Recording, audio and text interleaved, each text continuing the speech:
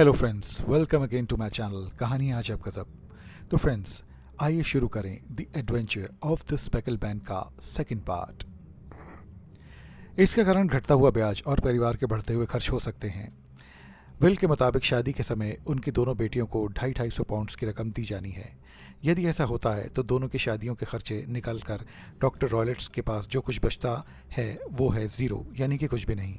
मतलब डॉक्टर के पास जो वजह है कि वो इस केस में शक के दायरे में है, ये बिल्कुल सही बात है। हाँ, बिल्कुल सही है। और इसलिए मैं आपको आगाह कर रहा हूँ कि यदि आप मेरे साथ ना जाना चाहें तो मैं ज़िद नहीं करूँगा, क्योंकि हम जहाँ जा रहे हैं वहाँ जान का खतरा हो सकता है। मित्र को अकेले खतरे में जाने नहीं दे सकता, तो फिर अपने बारूदी मित्र को साथ ले लो। क्या मतलब? मेरा मतलब अपने रिवॉल्वर को। मौत के मिशन पर उसके मजाक हौसलों को ताकत देते थे। वाटरलू से ट्रेन पकड़कर हम लेदरहेड जा पहुंचे थे। स्टोक मोरैन में डॉक्टर रॉयलेट के उस पुराने विशाल घर में जो पुराना था पर रईसी शान उसमें अब भी बाकी थी। उन्हें हेलन स्टोनर अपना इंतज़ार करती मिली। हमें देखते ही उसका चेहरा खिल उठा। खिलता भी क्यों ना, हम उसके लिए एक लौती उम्मीद जो थे। वो जल्दी से जल्दी सभी रहस्यों पर से पर्दा उठा लेना चाहती थी। उस वक्त डॉक्टर रॉयलेट घर पर नहीं थे। हेलन के मुताबिक वो रात से पहले घर नहीं लौटने वाले थे। हम लोग भीतर आ गए। बिल्डिंग का एक हिस्सा बिल्कुल खंडर हो चुका था। उस तरफ कोई नहीं रहता था, जबकि दूसरा हिस्सा रिहाइश के कारण ठीक ठाक था।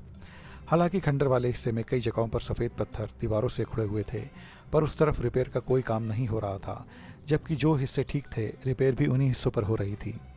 उनमें ही एक हिस्सा हेलन के कमरे की बाहरी दीवार वाला था। हालांकि उस वक्त रिपेयरिंग का काम नहीं हो रहा था। मजदूर अपना आज का काम ख़त्म कर चुके थे और फिर उन्हें हेलन ने जाने को भी कह दिया था। हम लोग उस वक्त लॉन की तरफ थे। वहाँ से तीनों रूम्स उसी अवस्था में दिखाई पड़ रहे थे जैसा कि हेलन ने मेंशन किया था अपनी बातों में। अचानक शर्लॉक ने कहा, मिस हेलन, इनमें से एक कमरा आपका है जहाँ की बाहरी दीवार पर अभी रिपेयरिंग चल रही है। बीच में आपकी बहन जूलिया का कमरा है जहाँ इस वक्त उस रिपेयरिंग के कारण आप रह रही हैं, और उधर वो कमरा आपके पापा मतलब डॉक्टर रॉयलेट का है। जी हाँ मिस हेलन, क्या आपको नहीं लगता कि आपके कमरे की बाहरी दीवार को अभी मरम्मत की कोई ज़रूरत नहीं है, जबकि उससे भी ख़राब वाले हिस्सों की मरम्मत पहले होनी चाहिए? मुझे भी ऐसा लगता है, लेकिन शायद रिपेयरिंग मेरे रूम से बाहरी हिस्सों से शुरू होकर दूसरे हिस्सों तक जाएगी। हमने लॉन के अंधेरे में एक बच्चे जैसी आकृति को घूमते हुए देखा, पर उसकी चाल बच्चे के समान नहीं थी। वो झुक झुक कर चल रहा था। शर्लॉक होम्स समझ गया कि वो आकृति किसी बच्चे की नहीं थी। हेलन ने भी साफ किया कि वो एक बबून बंदर है। उसके यह कहते ही कि तेंदुआ भी यहीं कहीं होगा, हम तेज़ी के साथ भीतर की तरफ बढ़ गए। कॉरिडोर में आने के बाद हमारी सांस में सांस आई। अब हम कॉरिडोर में वहाँ थे जहाँ उन तीनों कमरों के दरवाजे खुले थे। वहाँ पहुँचकर शर्लॉक ने हेलन से कहा, डॉक्टर रॉयलेट के लौट आने के बाद आज रात आप चुपचाप जूलिया का कमरा छोड़कर वापस अपने ही रूम में चली जाएंगी। मैं वॉटसन के साथ आज रात आपके मतलब उस कमरे में रहूँगा जिसे कभी जूलिया इस्तेमाल करती थी और अभी आप इस्तेमाल कर रही हैं, लेकिन इस बात का पता किसी को नहीं चलना चाहिए कि हम आपके रूम में छुपे हुए हैं। हेलन जैसे सब कुछ समझ गई थी। हम उस वक्त जूलिया के कमरे में थे। शर्लॉक ने बड़े ध्यान से एक एक चीज़ का निरीक्षण करना शुरू किया। कमरा काफ़ी बड़ा था। वो बंद खिड़की के पास पहुंचकर उसे खोलने की कोशिश करने लगा। ये खिड़की लॉन की तरफ खुलती थी। उसका शटर कसकर बंद था। उसकी सलाखों के बीच में इतनी जगह भी नहीं थी कि वहाँ से किसी भी चीज़ को अंदर फेंका जा सकता हो। खिड़की से कुछ दूर बेड था, जिसे ध्यान से देखने पर शर्लॉक ने पाया कि बेड ज़मीन पर फिक्स था, यानी उसे कहीं और शिफ्ट नहीं किया जा सकता था। बेड के ठीक ऊपर वेंटिलेटर लगा था। शर्लॉक एक एक चीज़ को बड़े ध्यान से देख रहा था। देख मैं भी रहा था, पर जो कुछ वो समझ रहा था उसे मैं नहीं समझ सकता था, इसलिए सस्पेंस क्रिएट हो रहा था। इसके बाद वो मेरी तरफ पलटा और बोला, कुछ समझे वॉटसन? अभी नहीं। इस वेंटिलेटर के मुंह को ध्यान से देखो, क्योंकि इसका शेष हिस्सा दीवार के पीछे से होकर कहीं बाहर जा रहा है। वेंटिलेटर में क्या है? पहले ये बताओ कि कमरे में वेंटिलेटर क्यों लगाया जाता है? ताकि कमरे को शुद्ध हवा मिल सके और उसकी प्रदूषित वायु बाहर जा सके। बिल्कुल सही। लेकिन फिर ऐसे में वेंटिलेटर किधर खुलना चाहिए? लॉन की तरफ, खुले में, और क्या। हाँ, लेकिन जूलिया के कमरे में यह बात आश्चर्यजनक है कि वेंटिलेटर की डक्टिंग दीवार के अंदर से होकर लॉन की तरफ ना खुलकर आगे वाले कमरे में कहीं जा रही है, मतलब डॉक्टर रॉयलेट के कमरे में। हाँ, हेलन भी इस जानकारी पर स्तब्ध थी। वह क्यों जा रही है, यह तो अब अगले कमरे में जाने पर ही पता चलेगा। लेकिन एक चीज़ और भी यहाँ अजीब है। मिस हेलन, ये बेल यानी कि ये घंटी ये कब से यहाँ टंगी है? वो एक पुरानी झूलने वाली घंटी थी, जैसे कि मंदिर इत्यादियों में होती है। आमतौर पर इस प्रकार की घंटी को बजाने के लिए इसकी घुंडी से जुड़ी हुई एक रस्सी भी बंधी होती है, जिसे खींचने पर घंटी बजती थी। घंटी को नौकर इत्यादि को बुलाने के मकसद से लगाया गया था, मेरी बहन के समय से। लेकिन इस घंटी के नीचे इसे बजाने के लिए जो रस्सी लगी होनी चाहिए वो यहाँ नहीं लगी, तो ये बजेगी कैसे? इस पर मेरा ध्यान तो कभी गया ही नहीं। सचमुच वहाँ घंटी के भीतर लगी हुंडी को खींचकर बजाने के लिए जो रस्सी लगी होनी चाहिए थी वो वहाँ पर नहीं लगी थी। क्या जूलिया की मौत के समय भी ये ऐसी ही थी? मुझे तो नहीं पता सर, मैं इतना जानती हूँ कि उसकी मौत के बाद से ये कमरा बंद है। हेलन को साथ लेकर वे डॉक्टर रॉयलेट के कमरे में पहुंचे। डॉक्टर रॉयलेट का कमरा बाकी कमरों से बड़ा था। उसमें एक बेड था, एक तरफ किताबों से भरा शेल्फ था, एक आराम कुर्सी थी, इसके अलावा एक गोल मेज़ और एक लोहे की सेफ थी। शर्लक ने सब चीज़ों को ध्यान से देखा। वो किसी चीज़ को छेड़ने से बच रहा था, ताकि कहीं डॉक्टर रॉयलेट को वहाँ किसी छेड़छाड़ के होने का संदेह ना हो जाए। मिस हेलन, यहाँ इस सेफ में क्या हो सकता है? कुछ पेपर्स इत्यादि? क्या तुमने कभी इसके अंदर देखा है? सालों पहले कभी, तब पेपर्स वगैरह ही थे। मुझे लगा कोई बिल्ली विल्ली ना हो। क्या मजाक है मिस्टर शर्लक होम्स? सेफ में भला कोई बिल्ली क्यों रखेगा? क्योंकि ये सेफ के आगे दूध की कुछ बूंदें गिरी हुई हैं।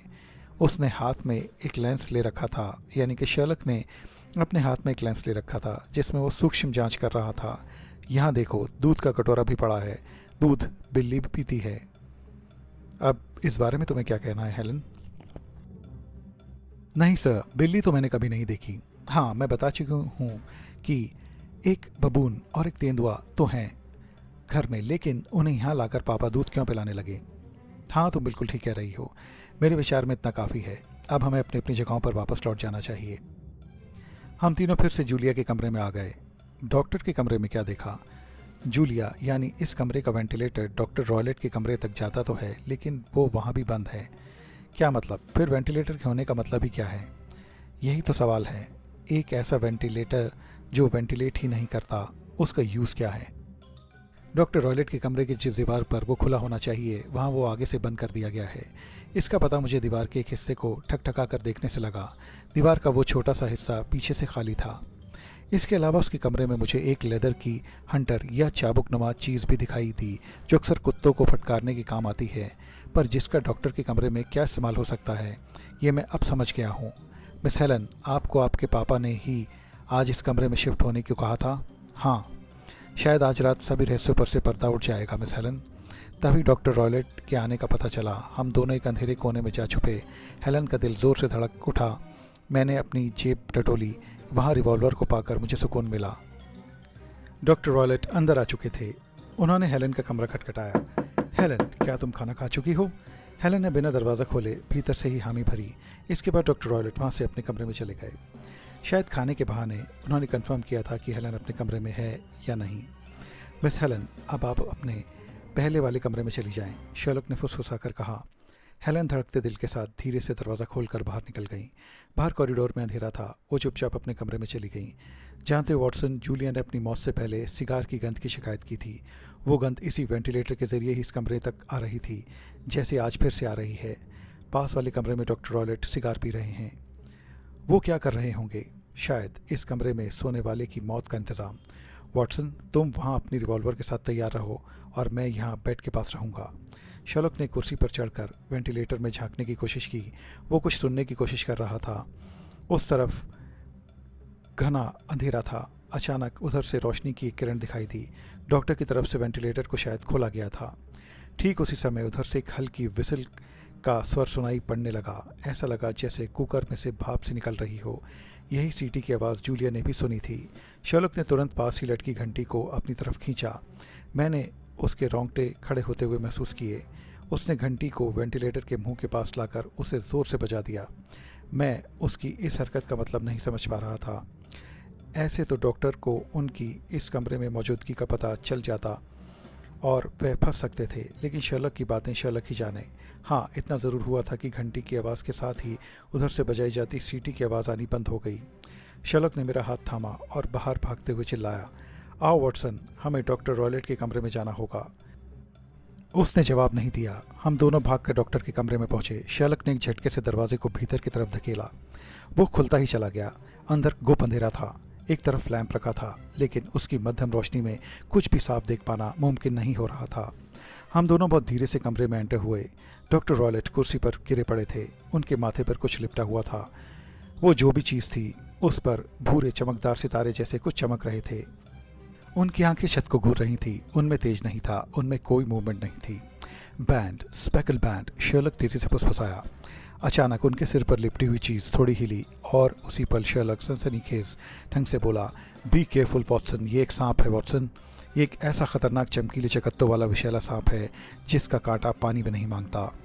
शर्लक होम्स ने बड़ी सावधानी से उस लेदर बेल्ट या चाबुक से उस सांप को वापस उस सेफ में उछाल दिया और उसे एक झटके से बंद कर दिया।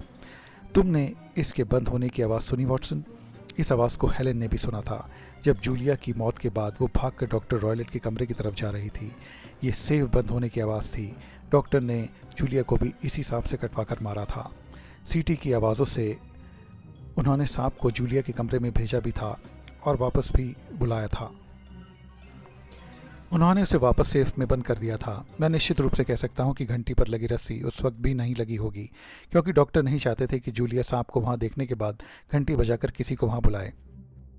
वो आज हेलेन को भी उसी तरीके से मारकर दोनों बहनों की शादी के लिए रखे हुए पैसों को अपनी जेब में डालना चाहते थे। इसलिए उन्होंने जानबूझकर हेलेन को कमरे की रिपेयरिंग का बहाना बनाकर जूलिया वाले कमरे में शिफ्ट करवा दिया था। जब मैंने सेफ के पास दूध की बूंदें देखी तो मैं भी समझ गया था कि जानवरों को पालतू बनाने वाले डॉक्टर रॉयलेट सांप भी पालते हैं। उन्होंने जूलिया को मारने के लिए ही ऐसे वेंटिलेटर का निर्माण करवाया था जो ठीक जूलिया के बेड के ऊपर ही खुलता था। वेंटिलेटर का दूसरा सिरा डॉक्टर के कमरे में खुलता था, जिसे उन्होंने अपने ट्रेंड किए हुए सांप को जूलिया के कमरे में भेजा था। सांप उनकी सीटी के इशारों को समझता था। सांप सीधा सोई हुई जूलिया के ऊपर गिरा और उसे काट खाया। वो बेचारी कुछ बोल भी नहीं पाई। ये एक विशेष किस्म का सांप है जिसके जहर का खून की जांच में भी पता नहीं चल पाता, इसलिए इन्वेस्टिगेशन टीम भी इससे होने वाली मौत का पता नहीं लगा पाई। लेकिन खुद डॉक्टर कैसे इस सांप का शिकार बन गया, बात अब ये है।